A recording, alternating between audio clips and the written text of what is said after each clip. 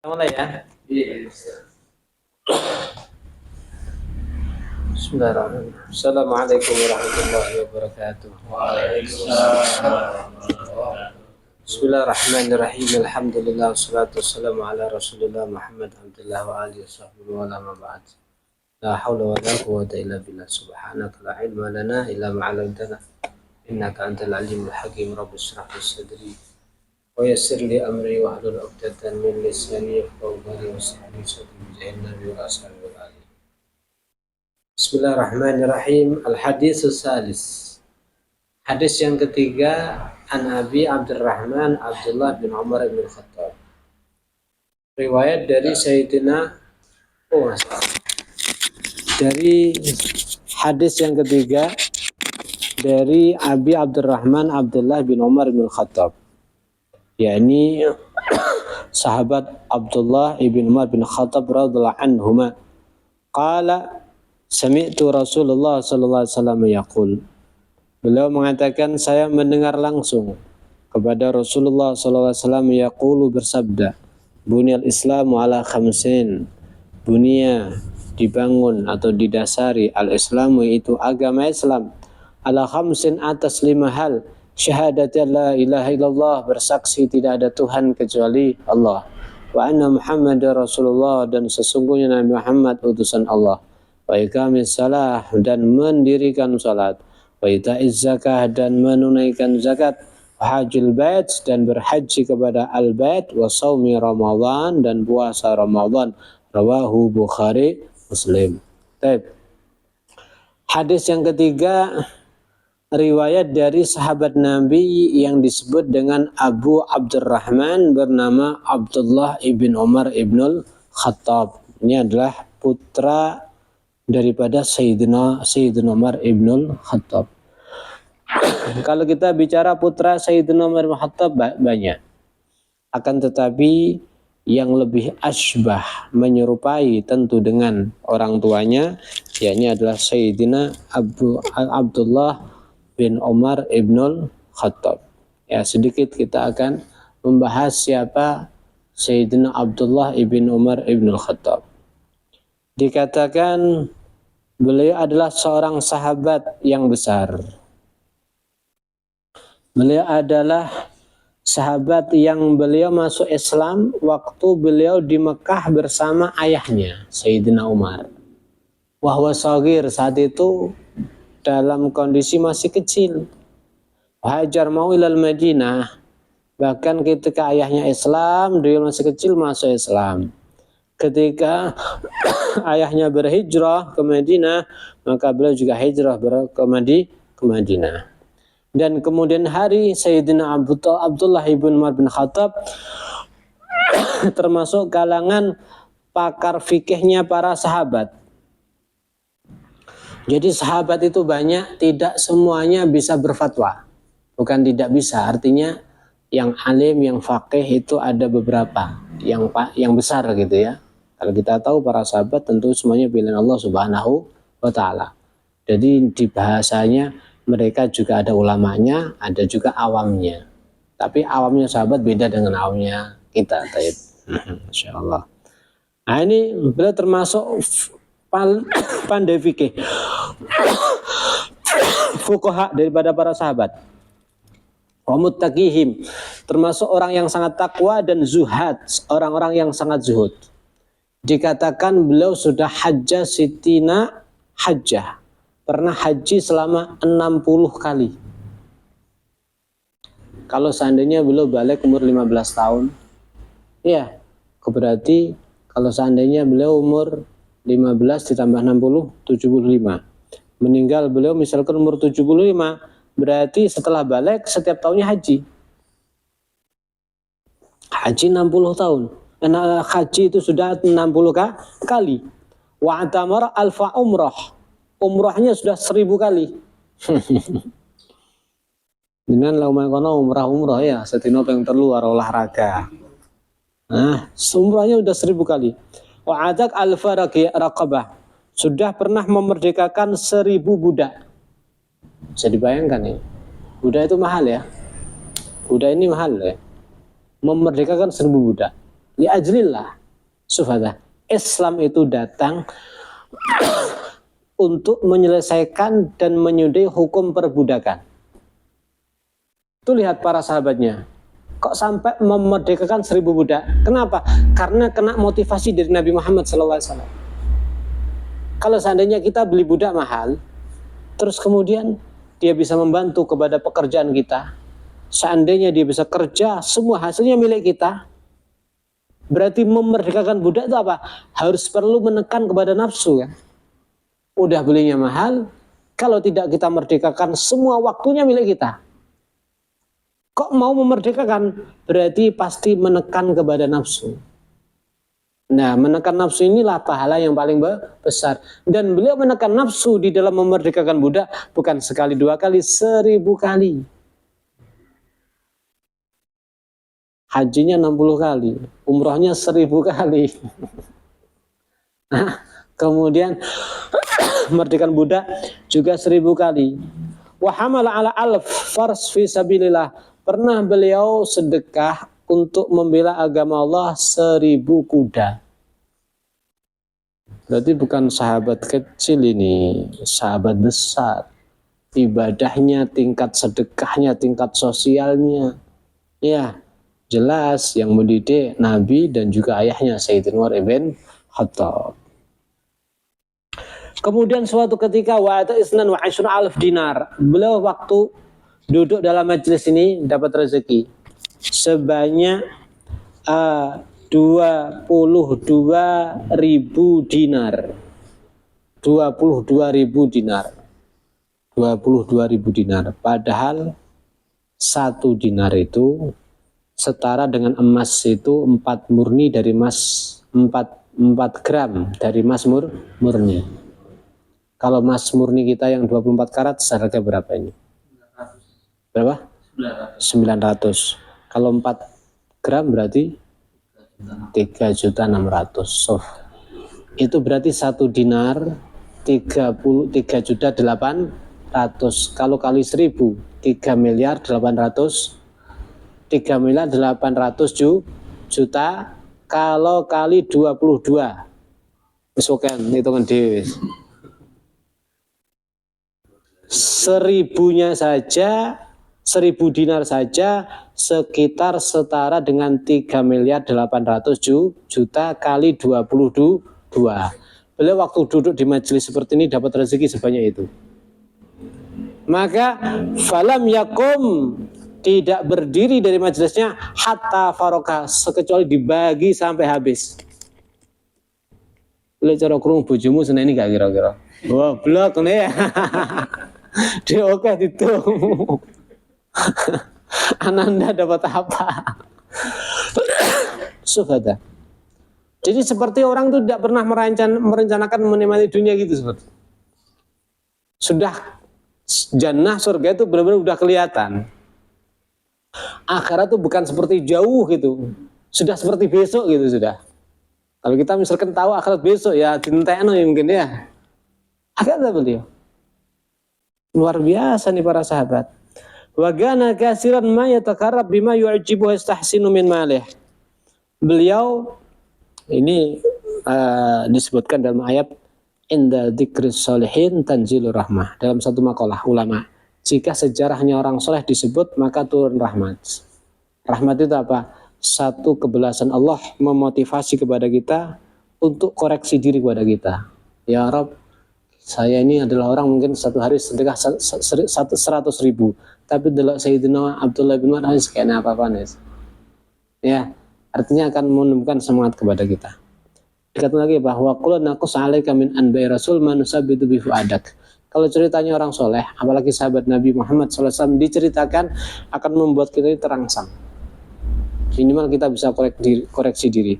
Atau minimal yang sudah kita lakukan kita tidak merasa ujub. Dipikir kita ini yang paling khair. Ibadahnya paling bagus, sedekahnya belum. Kena Sayyidina Abdullah bin Umar. Enggak ada seberapanya. Kemudian dan bahkan berapa? Gasiran ma yatakarrab bima yu'jibuh.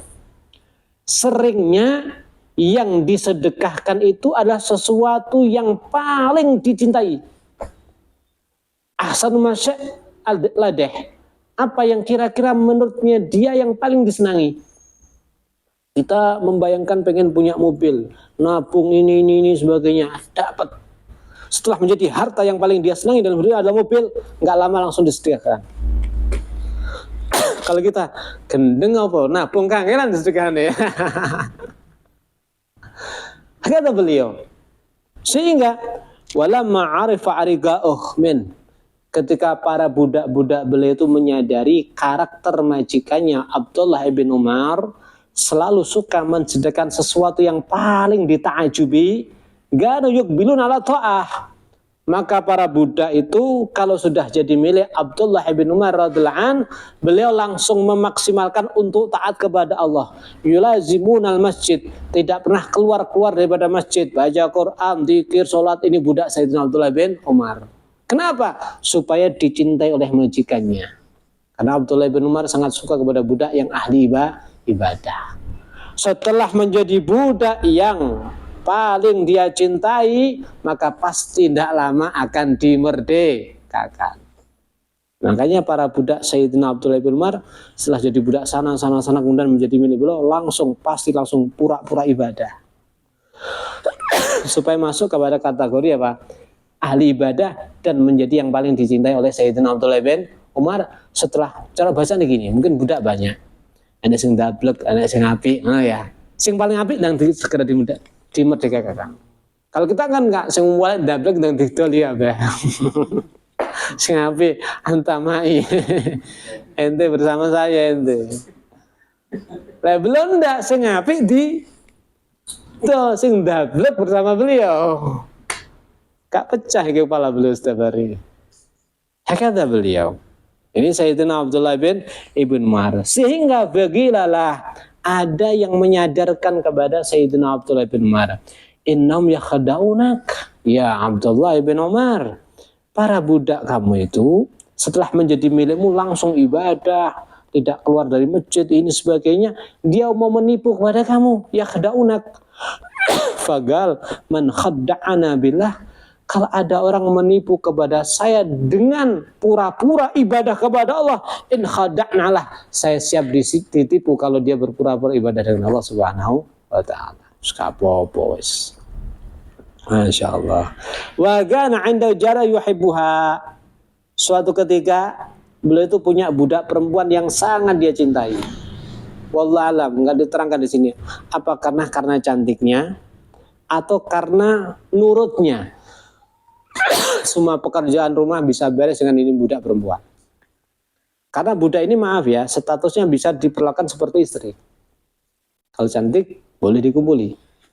Apakah dia sangat cinta budak ini karena cantiknya atau karena pekerjaan rumah itu semuanya jadi beres maksimal, masak pinter, nyapu pinter, telaten, resian, wus, top misalnya. Tidak tahu apa sebabnya. Pokoknya sangat cinta sama budak perempuan.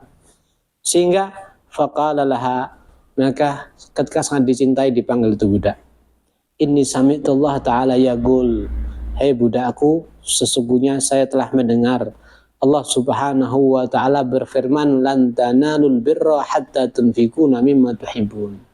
Kamu tidak akan mendapatkan albir, kebaikan, hatta tunfiku, sehingga kamu siap menginfakkan mimma tuhibbun, dari perkara yang sangat kamu cintai.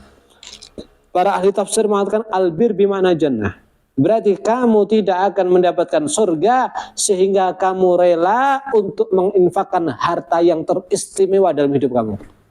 Maka kamu adalah harta teristimewa dalam hidup saya, dan saya ingin dapat albir atau surga, kamu saya merdekakan liwajillah.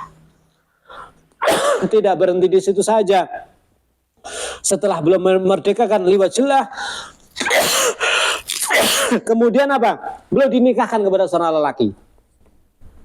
Ya, kemudian beliau mengatakan, aku ini kalau bukan malu sesuatu yang sudah saya merdekakan atas nama Allah untuk aku tarik, niscaya kamu akan saya nikahi sendiri.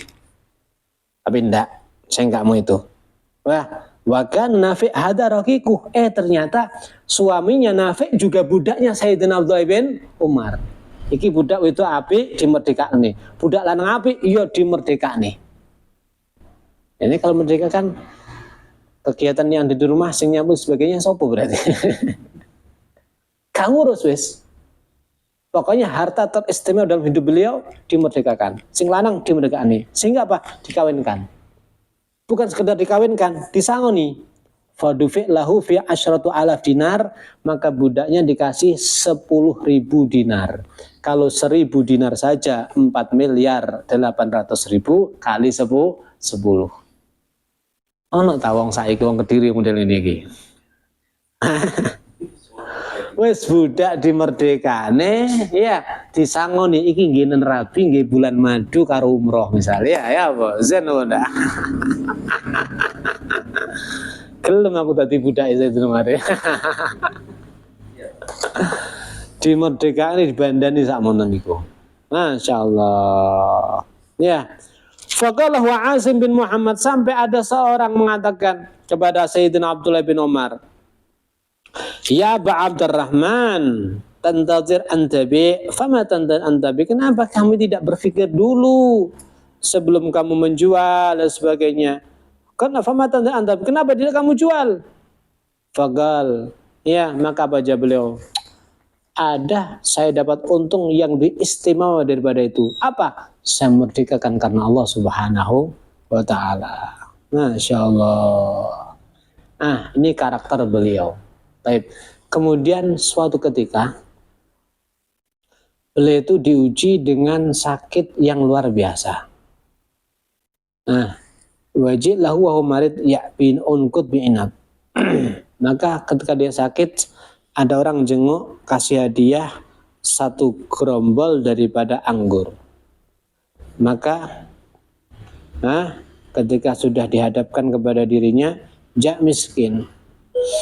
Datang orang miskin. Langsung Sayyidina Abdullah bin Umar kasihkan sama itu orang miskin. Maka melihat Sayyidina Abdullah bin Umar nggak jadi makan anggur setelah dikasihkan orang miskin, ada orang lain lagi keluar ke pasar beli anggur, dikasihkan kepada Sayyidina Abdullah bin Umar. Setelah ada di sampingnya dalam kondisi sakit mau makan, datang lagi seorang miskin. Yas'aluh, kata beliau, kasihkan kepadanya. Maka ada orang yang lain lagi ngerasa kasihan, belum jadi makan anggur, berangkat lagi ke pasar, diberikan anggur, ya, sehingga ditaruh di sampingnya. Akhirnya datang lagi peminta, langsung yang jenguk daripada sahabat langsung stop. Aja njaluk dhisik. Lek kon metu ngul, iku dibandingin teneh kok. Akhirnya langsung apa? Disembunyikan. Hakada, ini keadaan Sayyidina Abdullah bin Umar. Enggak ada habisnya, enggak ada bosannya, enggak ada kapoknya dalam sedekah sampai kalau disakit seperti itu. Masya Allah. Satu ketika sebuah statement yang begitu istimewa dari Sayyidina Abdullah bin Umar, prinsip yang luar biasa. Ada suatu ketika datang pengemis, maka Abdullah bin Umar manggil kepada putranya, wahai waldi atihi dinar, kasih dia 1 dinar. Pengemis diwai duit 3 juta walang atas sewu. Pengemis ya. Ini pengemis. Kalau kita ini biasanya sumbangan ke pondok atau masjid ini biasanya. Pengemisnya 2.000. Atihi dinar, kasih dinar. Ya, emas tadi sekitar 4 gram. 3.800.000. Maka diambilkan sama anaknya. Falaman saraf. Ketika pengemis sudah menerima uang segitu tadi, maka putranya ta'ajub kepada ayahnya. Taqabbalallah minka ya abatah. Sedekah sama pengemis saja segitu besarnya. Taqabbalallah minka ya abatah. Semoga senantiasa Allah menerima sedekah engkau. Maka baca beliau, lau alimtu anallah azza wa jalla taqabbala minni sajdah wahidah. Kalau seandainya saya dikasih tahu sama Allah bahwa sujud saya 1 kali diterima oleh Allah, sedekah saya 1 dirham, dirham di bawahnya Pak. Dinar, dirham sedikit. Iya, kalau 1 dirham saja diterima oleh Allah, sujud saya sekali diterima oleh Allah, maka tidak ada perkara gaib dalam hidup saya yang saya cintai kecuali mati. Artinya apa? Saya pengen segera mendapatkan pahala dari sedekah 1 dinar atau sujud sekali itu. Atau teriman ya taqabbalallah. Apa kata beliau, ayahnya kepada putranya? Tahukah kamu anakku? Kepada siapa Allah menerima amal ibadah, sedekah dan yang lain sebagainya?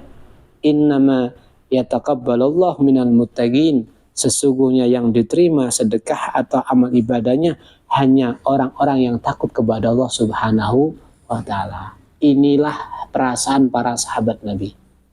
Sudah ibadahnya seperti itu, sedekahnya luar biasa, nggak pernah absen perang bersama Nabi Muhammad SAW, tapi tidak merasa kalau dia adalah orang yang takut kepada Allah Subhanahu wa ta'ala. Coro erwo, ya pahala nih sedekah serepes pun, atau sujud 1 sekali, maka aku langsung pengen mati. Suf akhir zaman, kadang-kadang kita dengar salah satu ustadz, maaf kita bicara tentang salaman sama perempuan. Saya pernah dengar satu prinsip daripada salah ustadz, wis salah. Lek enek wong wedok senajan dudu mahram ngelungne tangan salaman karo ente, lek mbok tolak nglorone ati. Ya udah, lek tangan mbok lungne berarti idkhalusu surur. Nyenengne wong ganjarane gede.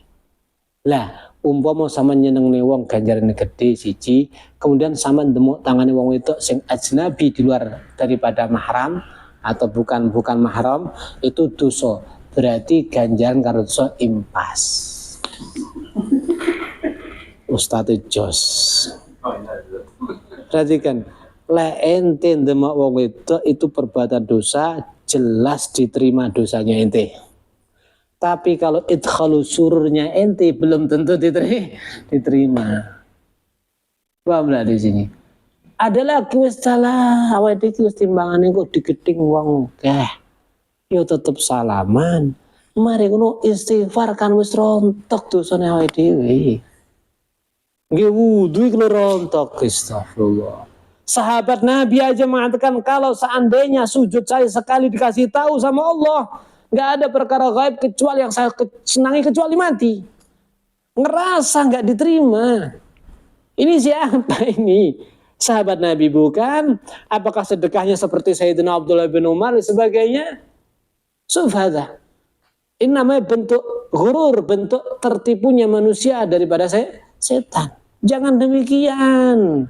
Jangan ngeremehkan sebuah maksiat. Maksiat itu kecil, kalau diremehkan bisa menjadi apa? Besar. Maksiat itu kecil, kalau continue bisa menjadi besar. Oleh karena daripada hal itu, Masya Allah, hati-hati kita dalam berfatwa, di dalam menyampaikan sesuatu yang sehingga diikuti oleh banyak orang. Ya, makanya apa? Tuba liman mata ma'ahu dzunubuh.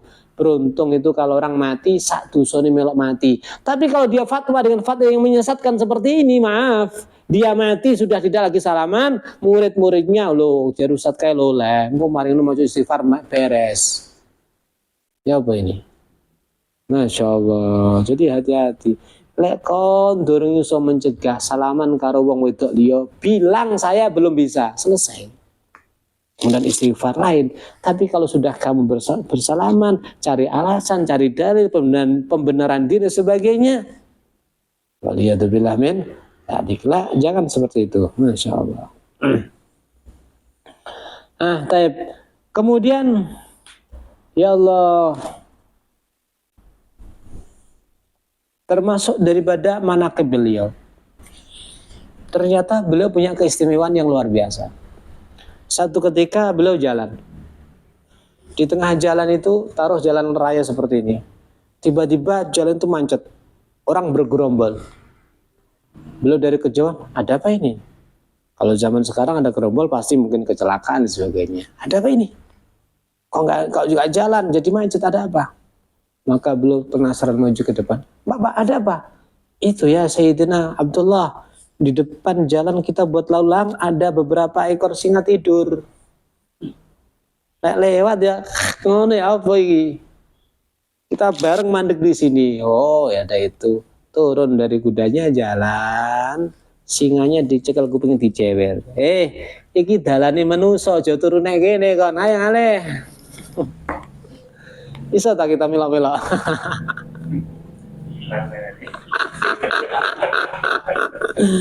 Ayo dijair, ayo Ale. Nah, kok bisa ya?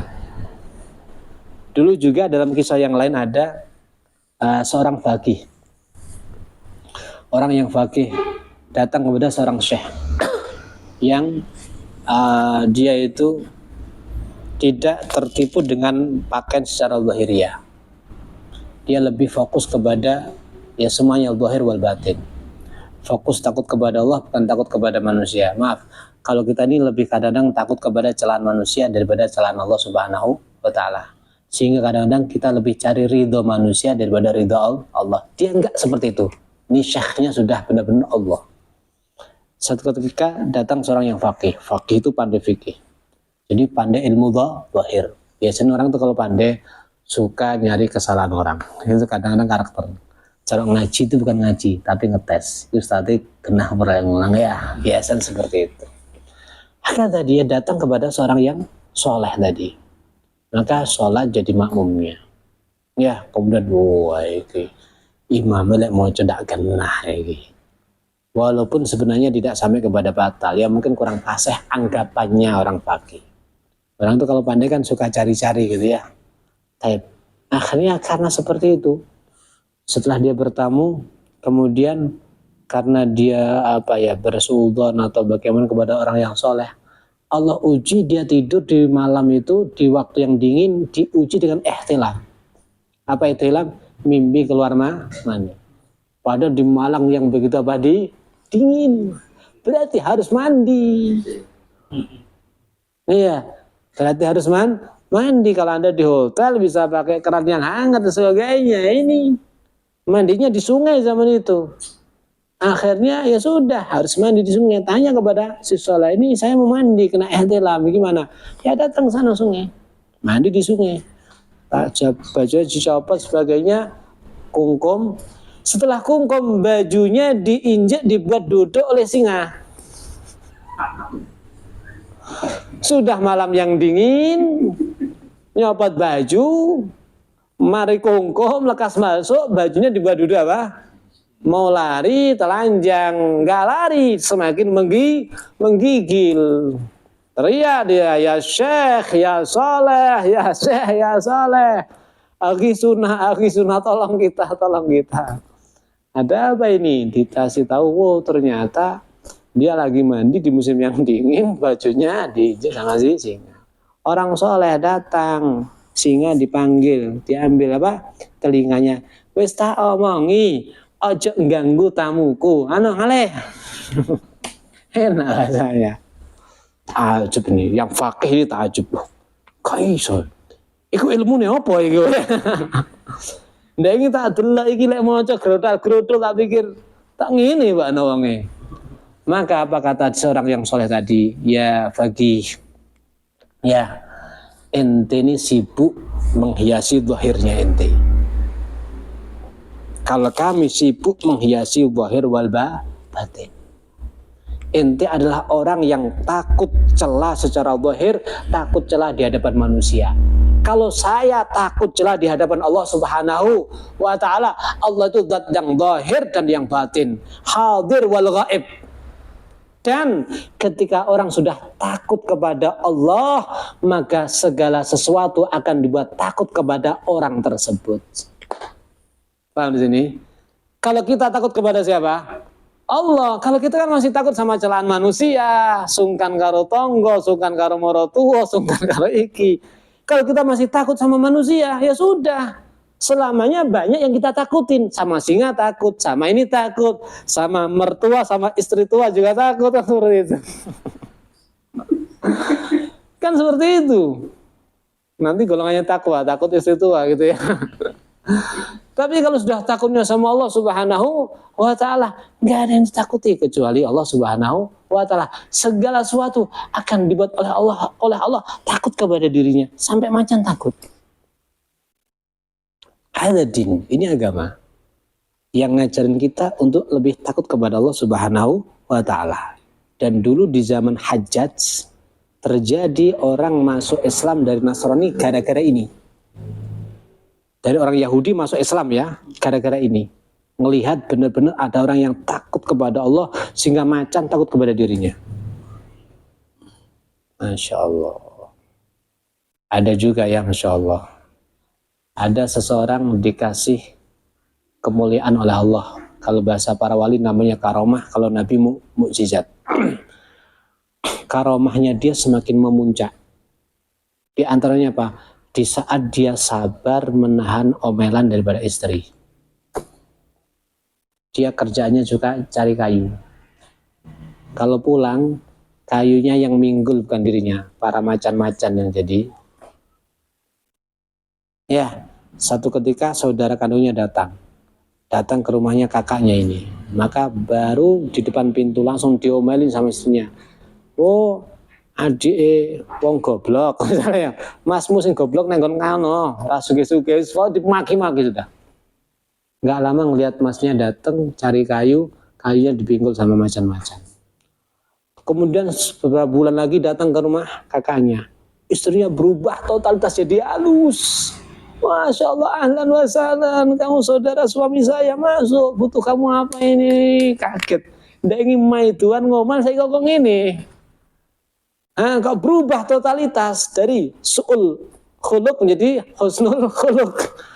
Dari buruk akhlak jadi totalitas jadi baik. Nggak lama kakaknya datang pulang cari kayu dipinggul dewe. Mana itu macannya ente? Di saat saya sabar dengan akhlak buruknya istri, Allah buat macan takluk sama saya. Satu makomnya ditinggikan. Makanya seorang suami itu kalau diuji dengan istri yang buruk, makomnya diangkat. Ya, makomnya diangkat. Tapi kalau ente punya istri yang nggak ngomelan, wah kelasnya ente biasa nih ya.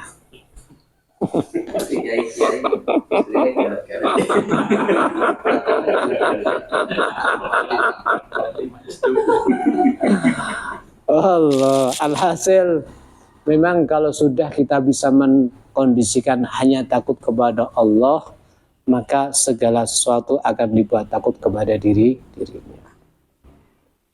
Ya, tapi kalau kita masih takut dengan manusia, sungkan dengan ocehan manusia dan sebagainya, ya, kita masih takut sama banyak orang, takut sama ini, sama itu dan sebagainya.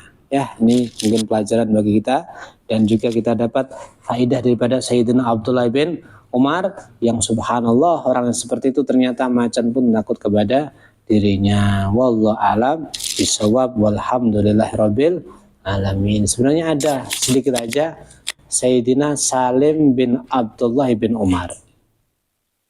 Salim itu putra Sayyidina Abdullah bin Umar. Jadi gini ya, ini sedikit tentang kebijaksanaan Islam, tambahan saja sedikit.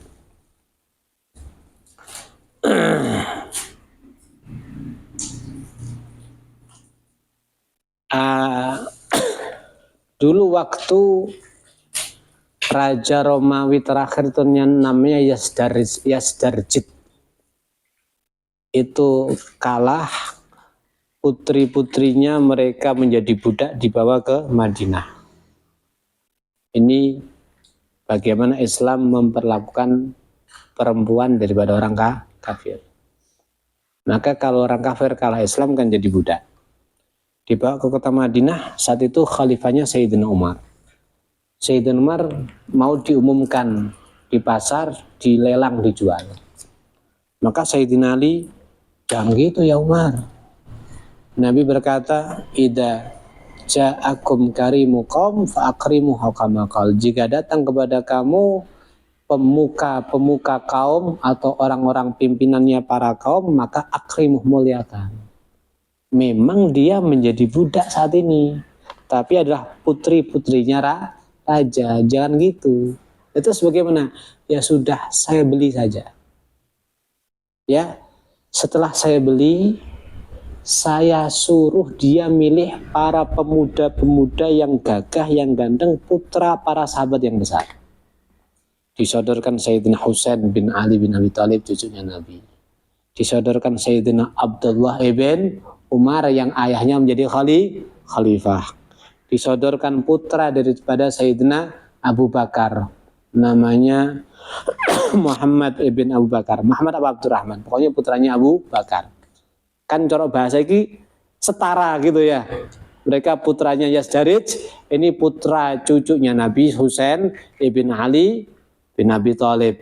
Husain binti Fatimah binti Rasulullah sallallahu alaihi wasallam. Satu putranya Sayyidina Umar, kemudian berikutnya putranya Sayyidina Bakar yang barusan meninggal jadi khalifah. Dan Sayyidina Ali tidak berkata, "Kamu sama Husain." Enggak. Ini para pemuda ini, mana yang kamu pilih? Subhanallah. Islam loh ini ya. Ini sudah setelah dibeli oleh Sayyidina Ali. Mana yang kamu pilih? Fulanah daripada putra raja, saya Husain, saya Abdullah bin Umar, saya Muhammad bin Abu Bakar. Dengan pemuda-pemuda putra raja lah kalau bahasa kita, putra khalifah, putra orang besar. Perhatikan Islam. Dengan budak seperti itu. Ketika anak daripada raja tidak kemudian terus dibuat bulan-bulanan. Tapi apa? Dibeli, dimerdekakan, kemudian dinikahkan. Bahkan ikhtarat, suruh milih. Coba kalau seandainya putranya para sahabat kemudian ditawan sama mereka, orang kafir dia apa kira-kira? Subhanallah. Dan subhanallah, dari pernikahan Sayyidina Husain, istrinya siapa? Putrinya Yazdarid, ya. Maka dari pernikahan itu punya anak seorang lelaki yang soleh namanya Ali Zainal Abidin, yang satu hari sholatnya 1000 rakaat. Ibunya orang Persia di sini, tapi bapaknya Husain bin Ali bin Abi Thalib. Ibunya nggak apa-apa, penting bapaknya jos di sini, putranya tetap jos. Kemudian ya, dan Sayyidina Husain ini, Sayyidina Ali Zainal Abidin ini menjadi cikal bakal para habaib. Dari Sayyidina Ali Zainal Abidin nanti punya putra Muhammad Bagir, punya putra Ja'far Shadiq, punya putra ya ke bawah Musal Kazim, kepada sampai kepada para habaib. Ada Al-Haddad, ada As-Suggaf, ada Al-Muhdhar, ada Al-Hamid, ada Al-Atas, ada ini, ada ini. Dan ini dari sini. Kemudian yang dari Sayyidina Abdullah bin Umar, maka punya putra namanya Salim bin Abdullah bin Umar, seorang mufti Madinah yang sangat alim, sangat luar biasa. Ketika dia bertemu dengan presiden yang satu khalifah dari putranya Abdul Malik, ada di Mekah. Di Mekah ini cuman fokus ibadah kepada Allah. Kalau kita kadang-kadang masih fokus selfie ya. Fokus ibadah kepada Allah. Sampai didatangi presiden.